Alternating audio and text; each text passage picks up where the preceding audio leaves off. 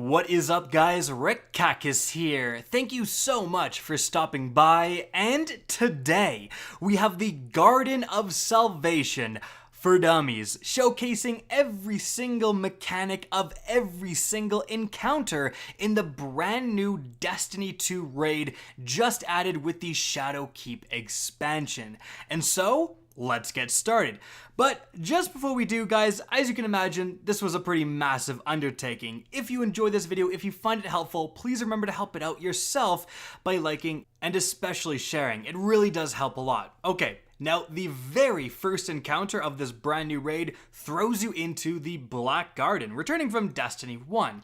And this is going to introduce you to one of the main mechanics that is going to come up several times throughout this raid, so you better get used to it.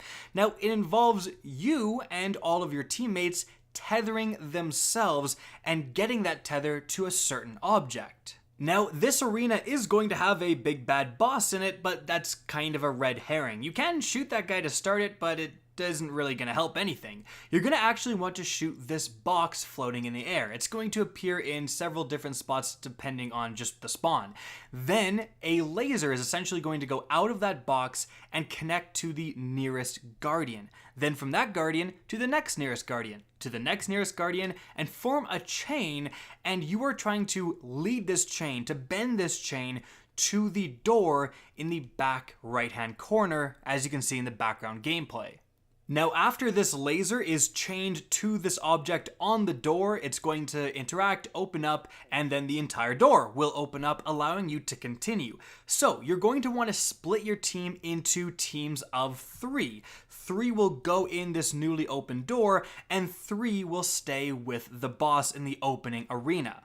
Now, the 3 people with the boss are going to kill ads around it, generally try to stay alive, and prevent the entire team from dying. No pressure though. So, the boss is going to kind of move around. Sometimes he's going to shoot at you, just kind of avoid his fire. He's going to be completely immune to all incoming damage. You're not going to be able to kill him or anything, but the boss is going to eventually roam around and spit out this weird digitized substance onto the ground, as you can see. One of those 3 people is going to have to run forward and go over it. This is the voltaic overflow, and once they do that, they're going to have the voltaic overflow buff on the bottom left-hand corner of their screen for a couple of minutes, around 2 minutes and 30 seconds. So, when they have this buff, if they ever get another buff of voltaic overflow, they'll instantly die. So you have to spread out this buff between your 3 teammates, because if the boss does this and no one picks up the voltaic overflow, then everyone dies. So, as for the other 3 people on your team who've gone forward through the opened door, they're going to make their way forward, killing every single ad. They have to kill everyone, and that's going to cause the boss to move forward from that initial arena to the other arena in the opened door area. Now, one of those enemies is going to be an overflow champion, so put on any mods such as overflow rounds that can affect them better.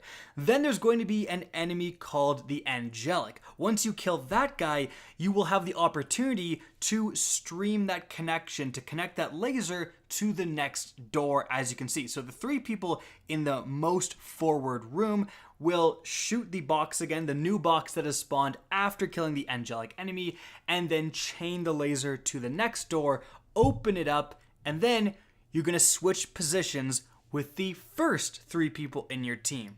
Because if you just stick 3 and 3, eventually you're going to fill up with those voltaic overflow buffs and you're going to die. Like, you won't be able to pick up enough. So, the 3 people that went forward, they now stay there and just watch the boss and pick up the voltaic overflow barf, basically, that he spits out.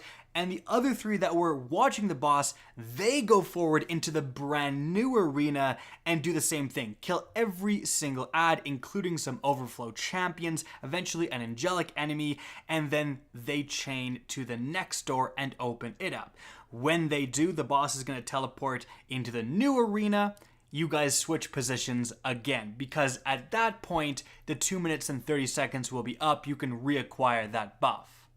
So once you've moved through several arenas alternating positions of your teams of 3, then you're going to basically enter into the final room of this arena. The boss is going to teleport not into this final room, but beyond it. Then all 6 players of your team can meet back up. You can finish connecting 3 different of the boxes to this gate. This gate has 3 symbols on it that need to be opened, and they kind of switch which one you can connect at a time, so you kind of got to be on it.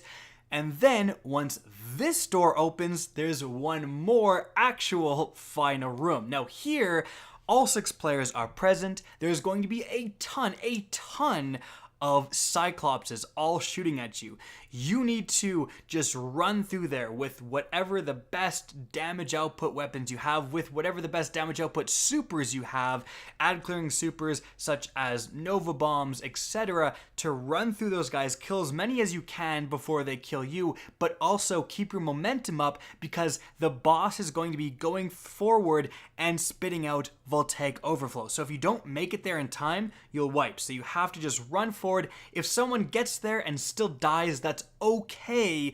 You just need to grab that buff before it wipes your team. So run forward through this arena, grab the buff. The boss is going to keep moving forward, grab the next buff, and if you make it far enough, the reward chest will spawn and you will have beaten this first encounter. Then you're going to make your way forward by jumping on ledges to the next encounter. Remember to shoot the lily pads to open them up so you can jump on them. But eventually you will discover this arena here, and then we have the next raid encounter. So, the tethering mechanic that you used previously, this will come up again. There's essentially going to be 4 different confluxes you need to defend. One is going to be right in front of you as you discover this arena. Then there's going to be one off to the right-hand corner, one off to the left-hand corner, and one in the very front back opposite to the one right in front of you. However, these 3 confluxes are going to be pretty far apart. You're going to have to split your team up, actually 1 person on each conflux, and then 2 other people alternating between the 2 confluxes. We'll talk about why in just a sec. So, when you start off this encounter, you're going to see those angelic enemies spawn again, and once you kill them, yet again, a box is going to open up to be available to shoot. Previously, it was still there, just surrounded by a shield. Then, one person, once the angelic is dead, the box is available to shoot, is going to shoot the box, and then the laser will come out, hit them, hit someone else, and then it will go into the conflux. It's not long enough for just one person to get it from the box into the conflux. So once it connects into you, your teammate, and then the conflux, you will, after just a couple of seconds, get a brand new buff. And that buff is called Enlightened, and it's going to last for 45 seconds. This buff is absolutely essential because what's going to happen is that waves of enemies are going to spawn, and those waves of enemies are going to head for your confluxes to try to sacrifice themselves at it, similar to the Vex public event. If enough do, then your team will wipe. However, the important thing is that these enemies will have immune shields, meaning that they are literally invincible and there's nothing you can do to stop them from sacrificing themselves unless you have that enlightenment buff. At that point, you can shoot right through those shields. Basically, one shot takes down those shields, and then you're able to damage and kill them. So, that means that the 4 people guarding the 4 confluxes need to constantly be reapplying the enlightenment buff in order to be able to take down the enemies that are spawning and heading for their confluxes. Of course, like we explained previously, there's 4 confluxes and only 6 of you. So 2 teammates are going to need to have to rotate constantly between 2 different confluxes in order to give one person the buff, then go to the next conflux, give another teammate the buff, go back to their original conflux, give that guy the buff, etc. Luckily, there is an easy way to get around in the form of these portals. Once everyone goes out into position, and by the way, the guys at the home plate have it easiest. There's actually overload champions guarding some of the other confluxes, so send more groups of people out to deal with those guys. But anyways, once you activate a conflux by triggering the enlightenment buff, then the portals are going to open. So like me, I'm at the home plate, I can head through the left portal and I'll go to the left conflux. And then there's another portal from there and I can head through that and go to the back conflux. Head through another one, go to the right conflux. You can make all your way around pretty quickly with these portals. And again, that allows two teammates to jump between two confluxes and be constantly reapplying that enlightenment buff. So you're just going to defend your 4 confluxes, and then after a certain period of time, the barriers in the middle of the arena will go down. At that point, everyone leaves what they're doing and rushes to the very center of the arena because a brand new center conflux has opened and you have to defend this.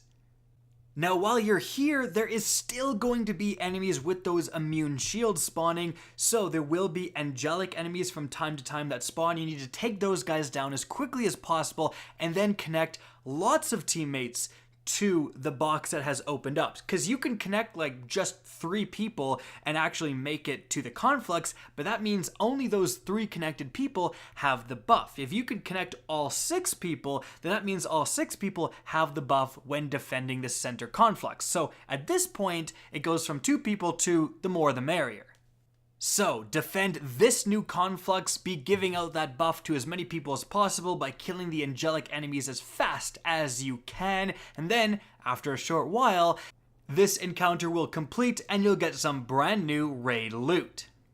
Alright, so the next raid encounter is actually going to start on this brand new center conflux and use kind of the same arena that you just were. So, you're going to link all 6 people from that center conflux to one of the squares that's off to the distance. Then everyone's going to get enlightened. That doesn't really matter too much, but the boss from the first encounter is going to show up in that center conflux. And yeah, he's immune again. There's nothing you can do to him, just avoid his damage for sure. Remember that if you're using Armor 2.0, because of the mod system, putting on boss resistance and solar resistance is going to let you tank quite a lot more from this guy, so quick tip there. In any event, after shooting at your team for a short while, the boss is going to head off in a certain direction, either up top or up front through kind of a jumping puzzle, or to the left, or to the right, or the opposite direction of the jumping puzzle. Now, these 4 directions you're going to have to call out for your team, so north, east, west, and south, or top, right, left, back. Like, you're going to have to designate them because you're going to have to make quick callouts about where this boss is going. Because the boss is going to go off to one of those directions very quickly, do the Voltaic Overflow Wipe mechanic, and if you're not there, your entire team will just die.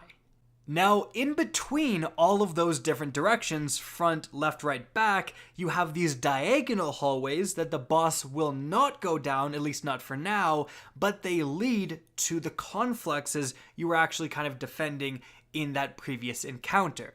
And when this encounter gets started, one of those confluxes, only one, will be active, and you'll see kind of a glowing pillar coming out of it.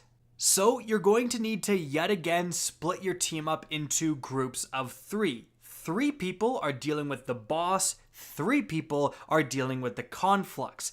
And the conflux people almost immediately are going to have to deposit motes, just like they're playing Gambit, because enemy minotaurs are going to spawn near the center of the arena, and once you kill them, they're going to drop exactly 5 motes.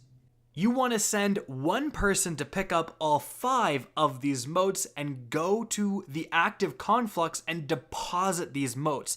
Doing so will actually give them that enlightened buff that we had earlier and allow them to defend the conflux because there will be the immune shielded enemies spawning. But it's just going to be a few like goblins, nothing too big for one person to deal with.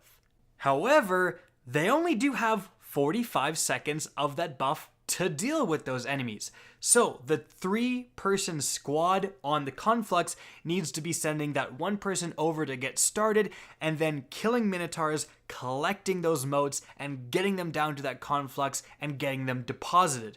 Once you deposit, I think around 30 motes in total, then there's going to be a damage phase. So you don't want to miss any motes. You don't want to leave some behind. You don't want to split them up between members of the wrong like 3-man squad. You want to collect all 5 if you can and deposit those in that active conflux.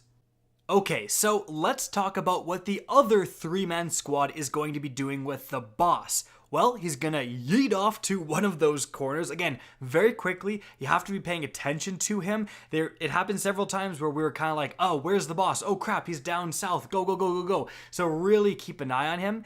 But you're going to follow him to where he goes, and then he's going to spit out the voltaic overflow. One person of the 3 collects it. Make sure that you're spread far enough apart, because if you collect it and there's a teammate nearby, you can both get it active, which is bad. You want to have only one person with that buff at a time. You want to spread it around as slowly as possible. But in any event, you're going to collect the buff. One person in the middle picks it up. Then there's one of that 3-man team on the left, one on the right. This is because the boss is going to do a wipe mechanic. He's going to open up his wings or whatever is on a harpy, I guess, and a bunch of glowing lights are going to appear, as you can see. But if you are the person who picked up the buff, which is also going to be the detained person, it's a new mechanic. Basically, when you pick up this buff, the same buff that you got previously, you're now detained and you just can't move around. So you have to stay where you are and look at the boss, and you are not going to see that large array of lights that I just showed. You are actually going to see this. Essentially, you are going to see the correct lights to shoot. And basically, you have to make a call, outer or inner, because those are the only 2 options for the alignment of those lights. Either it's going to be the 3 lights that are glowing furthest away from the center of this boss, or the inner lights glowing, obviously closest to the center of this boss. So shout out inner if it's the 3 close ones.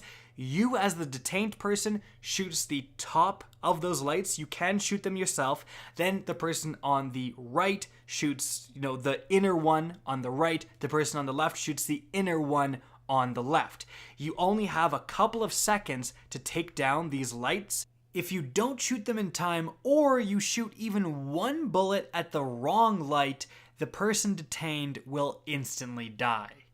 So once you hopefully make the correct call between inner and outer, and you shoot the correct lights, the boss is going to flinch and then just head back to the middle. The boss is not going to shoot you when he's traveling. Then, once you're back in the middle, just stay alive, help kill the Minotaur for the other team, switching those motes and depositing them as quickly as possible. Then the boss is going to go off in a different direction, follow him, and do the same thing. Obviously, the person with the buff cannot grab it again, or just like the first time, you'll instantly die. So make sure if you have the buff, you want to go to the right or left side, and someone from the right or left side is going to sub in for you and then grab the buff.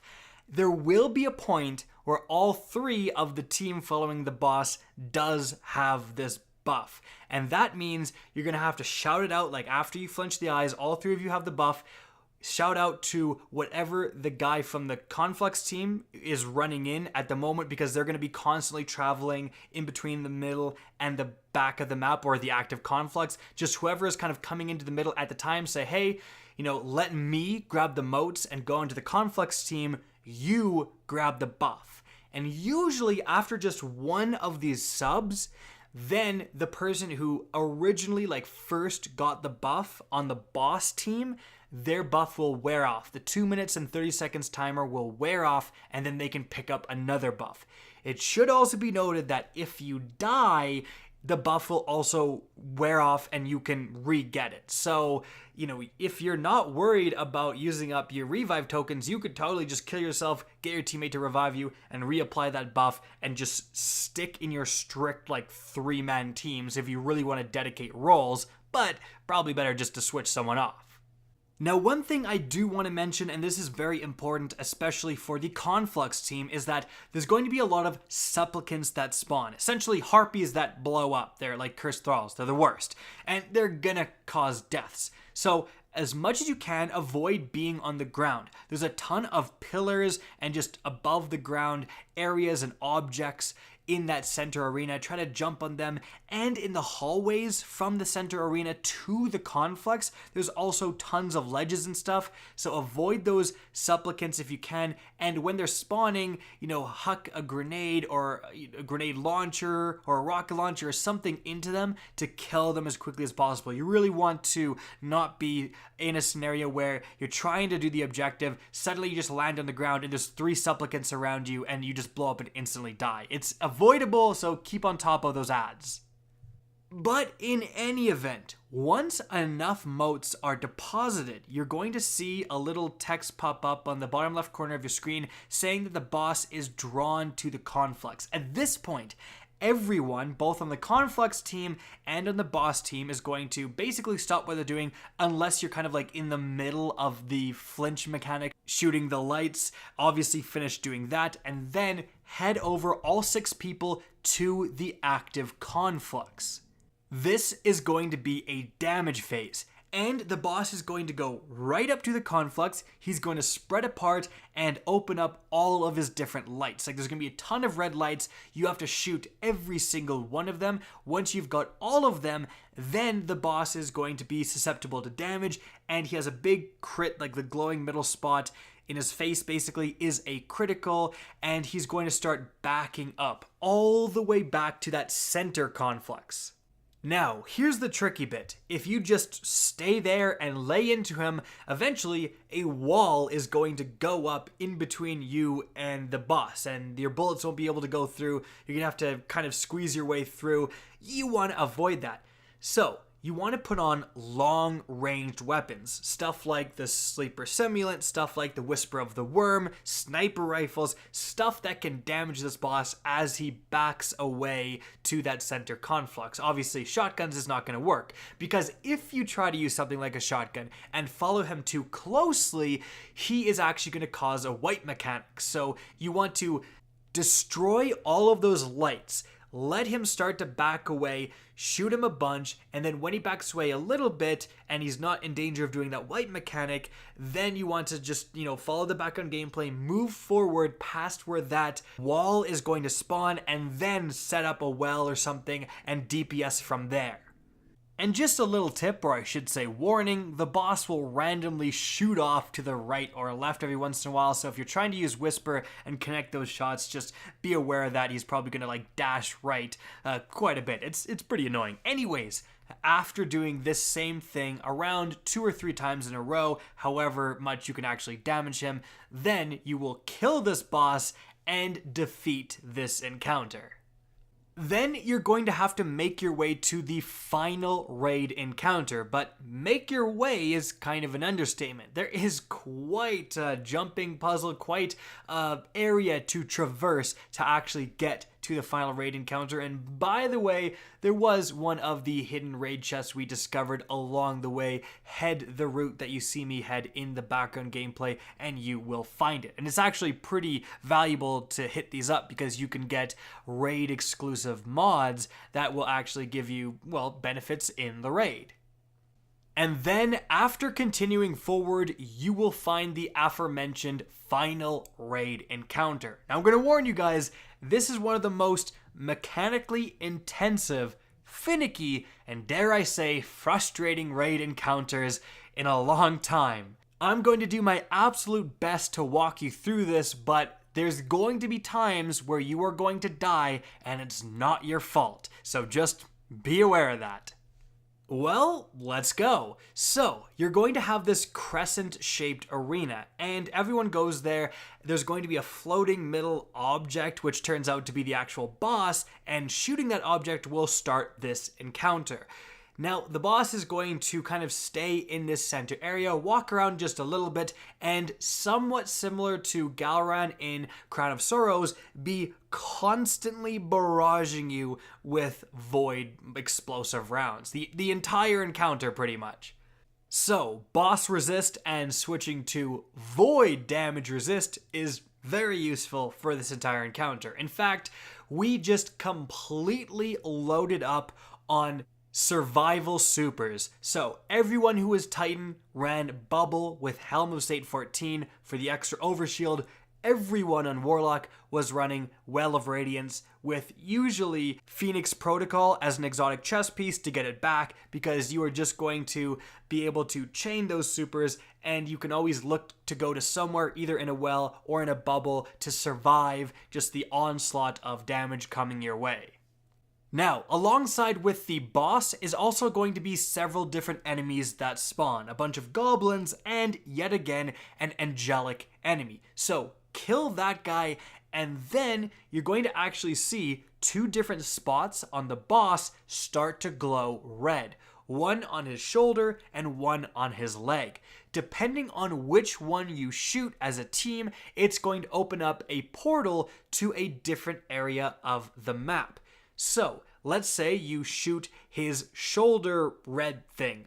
Then that's going to actually explode off. You can track a piece of it that falls throughout the air, lands on the ground, and then a red portal, is going to open. If you go through this red portal, as you can see, you're teleported away from the starting arena, and there's going to be a bunch of enemies here, and if you kill those enemies, it's going to give you motes. But not just any motes, special voltaic motes. Red motes, essentially, because you went through the red portal and you're going to be depositing on the red conflux. Because back on that Crescent Moon arena, as you start the encounter, two different confluxes are going to go up. One on the left side, which is going to be blue, and one on the right side, which is going to be red. Now, as the encounter goes on, they can actually switch positions. There's a few different places they could be. So let's say the blue one, it's far, far left, and then sometimes it's a little bit inner left, closer to the middle. So you're going to have to pay attention to which one is actually glowing and has the colors above it, and not just where you deposited your motes last. Because, as you can imagine, after going on this island and collecting motes, and by the way, you can collect a maximum of 10 motes, you're going to come back and deposit it on, obviously, if you went to the red island, you deposit your red motes on the red conflux. Now, here's where things get a little tricky and a little complicated. As you deposit those motes, it's going to give you that enlightenment buff that we've seen several times before, and somewhat around when this is happening, there's also going to be a change in the enemies. It's no longer just going to be waves of Vex spawning that everyone can kill. The shielded enemies are going to come up. But of course, you only have 45 seconds before your buff wears out, and those Vex are going to be constantly, this entire encounter, heading for those confluxes. And if too many sacrifice themselves, then your entire team is going to wipe. So, you're going to need to be consistently sending people through portals, getting those motes, and depositing them so that you pretty much always have people around that main arena with the enlightenment buff. However, as you're depositing these motes, it's also going to be filling up essentially a requirement to go to a boss damage phase. Because it actually turns out, once you put exactly 30 motes into one of the confluxes, then you're going to see a little text at the bottom left of your screen saying that the tether is imbued with dark energy or something of the like, and that means that that conflux is full and it's good to go. Now that matters unbelievably. That's super important, but we're going to get back to that in a sec. But once both of the confluxes, the red one and the blue one, are full of those motes, both of them are imbued with the dark power, the tethers are imbued, then it will start the boss damage phase. So that means that you're not really able to keep sending people over to like just the red island. You do have to eventually not shoot his shoulder, but shoot his leg and create the blue portal and send people over to the blue island.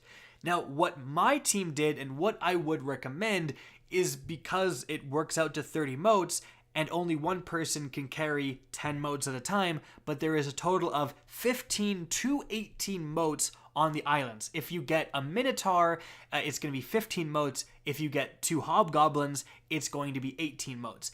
But that means you can send 2 people through the portal at the same time. Those 2 people pick up all 15 motes, and then when they're brought back, another 2 people head through, they get the other 15 motes, and they can completely fill up a side, and then you do the other side.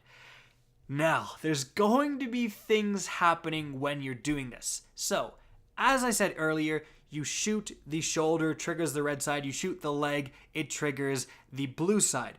But every time you do that, every single time you break his shoulder or his leg, there's going to be a Cyclops that spawns up on a pillar. And you are really going to want to call this out and make sure that you have people with sniper rifles, whatever, to take those guys down, because they do a lot of damage. But this is very important. When you bring people back, it's going to open up a portal that is going to allow more people to go to that island as it's teleporting people back. So, you really want to be making the most of that mechanic, because if you don't, what's going to happen is that you're going to shoot his shoulder to send people to the red island. That's going to spawn a Cyclops. Then they're going to collect all of those motes, kill those enemies on that island and say, okay, bring us back. You're going to shoot the shoulder again. That's going to spawn another Cyclops. They're going to deposit their motes. You're going to have the next team of people saying, okay, send us over to get the other 15. You're going to shoot the shoulder, spawn another Cyclops, bring them back, spawn another Cyclops. So you can cut down your Cyclops spawns by a ton if, when you're bringing back one team, another team is going over at the same time at the portal that is appeared for shooting a shoulder. Again, every time that shoulder is shot, a portal appears to go there, and anyone on the island gets brought back. So you want to make the most of that. I really wanted to make sure to explain that because my team got absolutely destroyed by Cyclopses several times. Like, if you are not paying attention to them, if they overwhelm you, they will snipe the crap out of you. Alright, so as you're having teams of 2 going to those islands and collecting those motes, you're going to have 2 people as kind of odd men out. What are they supposed to do? Well, their absolute main job is to defend the confluxes. Probably split them up, one on each one. They can roam around together some of the time to do something else I'm going to mention, but they really need to kill all the goblins they see, and it means that if you are someone who does have a buff, spend your time not killing one enemy at a time, but just spraying down on all of the enemies that just spawned with your buff to remove the shields. Because once you remove those immune shields, anyone can damage them, and the immune shields don't go back up. They're not like normal shields. So if you have the buff, you can literally just look over with an SMG like a recluse and just spray a complete line over a bunch of goblins, remove the shields, and then just go and do other stuff. And then the other 2 people without the buff can finish off those goblins. But I digress. Something those other 2 people are going to need to do is repair the arena. Because every single time you shoot the shoulder or the leg of this boss, as well as doing the whole portal thing, he's also going to kind of get mad at you and remove a section of this crescent arena. So you're going to actually see a certain section glow red. If you do, you see a bunch of a red digitized effect around a certain area of the map. Just run away. Do not stand in here, because it's going to explode, kill everyone inside, and it's going to disappear, and it's going to be replaced by Vex Milk. Eventually, the entire arena will be destroyed if you don't do anything about it, and then you'll be hopping from pillars to pillars. You can actually beat this entire encounter by letting everything get destroyed. It's just going to be a lot easier if you repair it. So, how do you repair the arena that the boss is destroying? Well, you use the confluxes.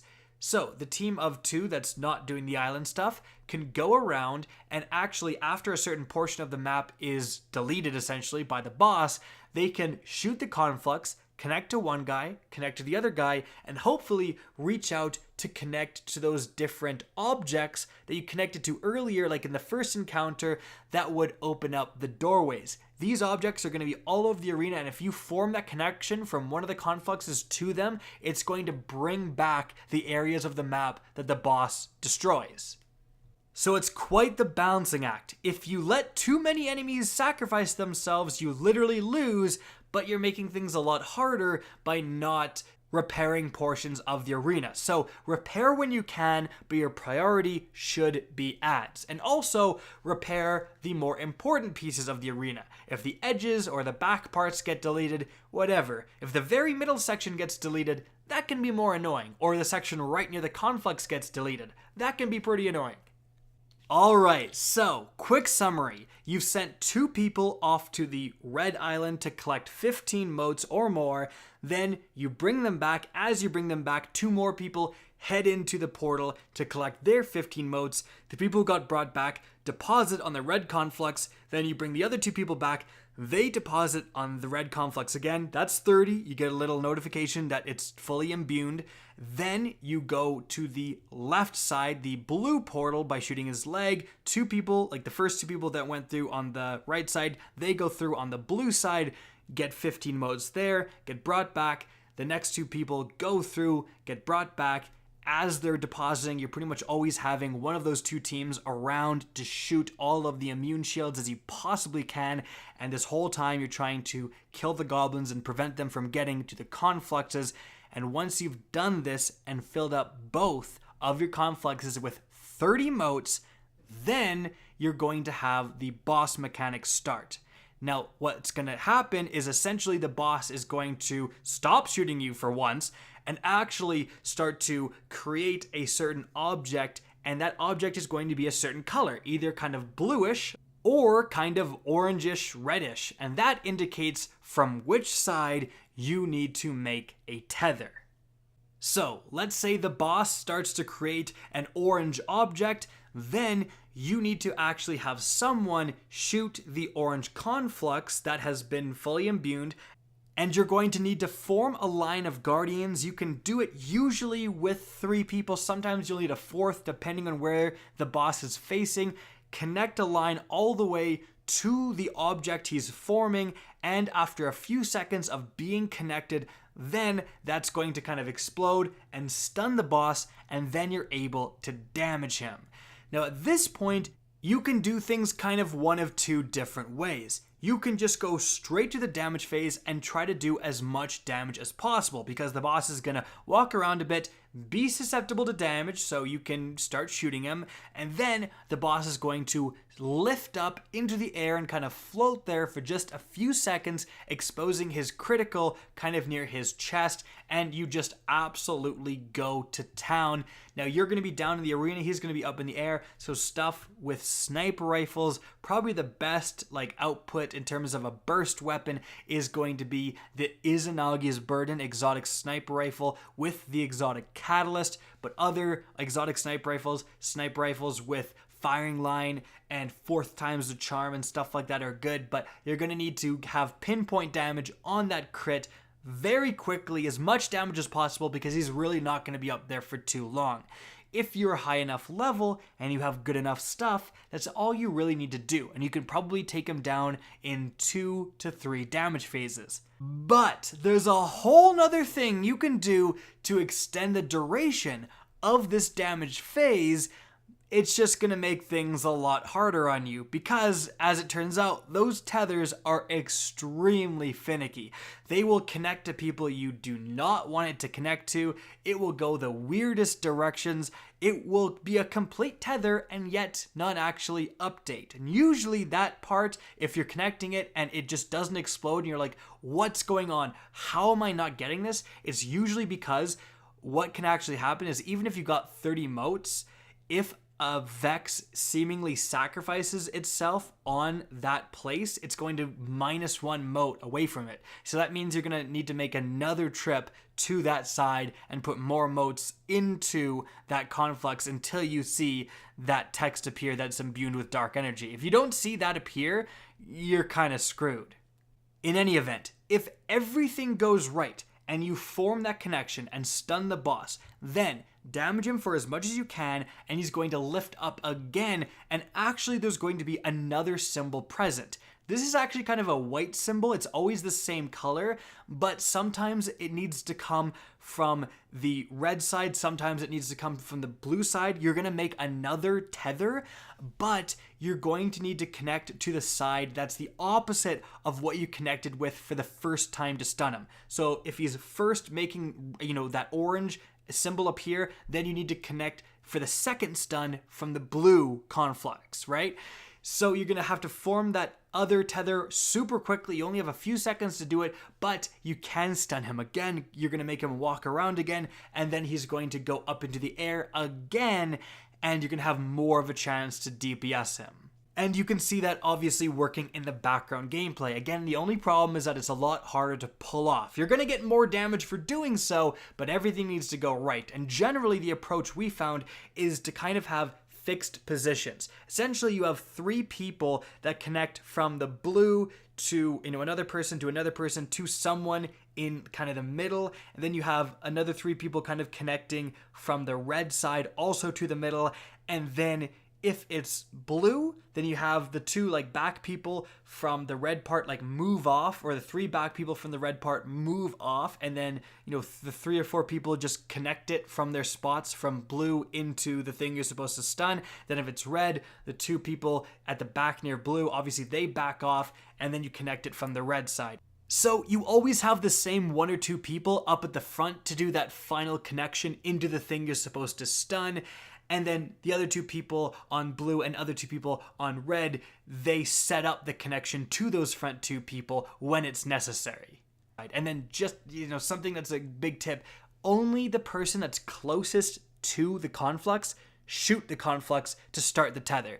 Because if you shoot it more than once, or if someone shoots it and then someone else shoots it, it's going to turn on from someone shooting it and then turn off from someone else shooting it. So if there's a panic scenario and you're like, shoot it, get the tether, and then 3 people shoot it, it'll turn off, on, and back off again. It's super frustrating.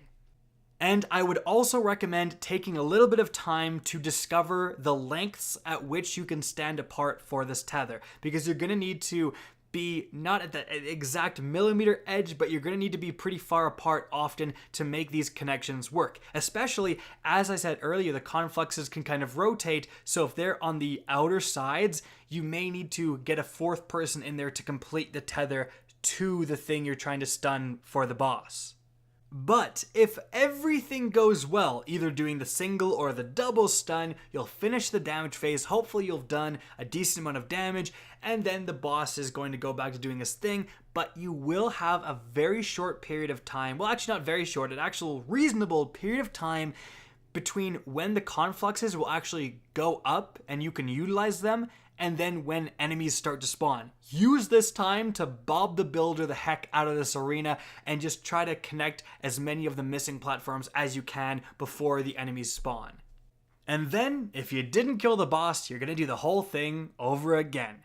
Now, I do want to warn you guys lastly, and one of the reasons I said this was a frustrating encounter is that there's going to be so many times where you miss out on a mote. Either a goblin that you didn't see sacrifices itself and you go down -1, or, we had motes falling off the map going under the ground where we literally couldn't get them. That's very frustrating, obviously.